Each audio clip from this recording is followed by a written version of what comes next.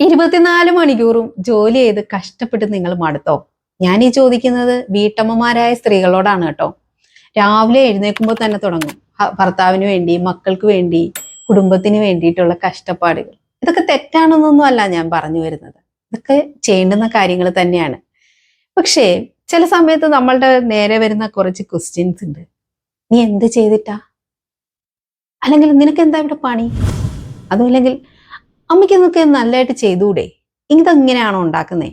ഇങ്ങനെ കുറെ ക്വസ്റ്റ്യൻസ് നമ്മുടെ നേരെ ഇങ്ങനെ വരുന്ന സമയത്ത് നമ്മൾ ഈ ചെയ്തതൊക്കെ വെറുതെ ആയിപ്പോയി എന്ന് ഒരു ഫീലിംഗ് വരും അല്ലെ?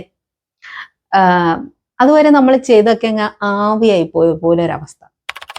ഞാൻ പറയുന്നത് നാളെ മുതൽ നിങ്ങൾ ഇതൊന്നും ചെയ്യണ്ട എന്നൊന്നുമല്ല കേട്ടോ.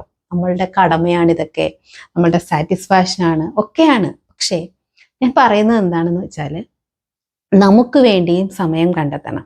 നമുക്ക് വേണ്ടി, നമ്മളുടെ ഇഷ്ടങ്ങൾക്ക് വേണ്ടിയിട്ട്, നമ്മളുടെ സെൽഫിനോടൊപ്പം ഇരിക്കാൻ, അതിൻ്റെ ഇഷ്ടങ്ങളെ ഒന്ന് പരിഗണിക്കാൻ ഒക്കെ നമ്മൾ സമയം കണ്ടെത്തുക എന്നുള്ളതാണ്. അതായത് നമ്മളെ ഈ യൂണിവേഴ്സിന് ഒരു ഇടം തന്ന് നമ്മളെവിടേക്ക് വിട്ടിട്ടുണ്ടെങ്കിൽ ഈ ഒരു ജന്മത്തിനോട് നമുക്കും ഉണ്ട് ചില കടമകൾ. അതായത് നമ്മളുടെ സെൽഫിനോട് അത് നമ്മൾ കൊടുക്കണം എന്ന് ആണ് ഞാൻ പറഞ്ഞു വരുന്നത് നിങ്ങളുടെ അടുക്കൽ. അതായത് സെൽഫ് ലവ് പ്രാക്ടീസ് ചെയ്യുക.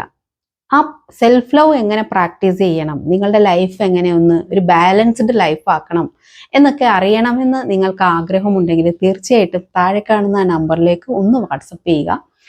ഞാൻ നിങ്ങളെ ഹെൽപ്പ് ചെയ്യുന്നതായിരിക്കും. ഞാൻ ജയ സുരേഷ്. ഞാനൊരു ലൈഫ് കോച്ചാണ്. വുമൺ എംപവർമെൻ്റ് ആണ് എൻ്റെ മെയിൻ സബ്ജക്റ്റ് എന്ന് പറയുന്നത്. തീർച്ചയായിട്ടും ഞാൻ നിങ്ങളെ ഹെൽപ്പ് ചെയ്യുന്നതായിരിക്കും.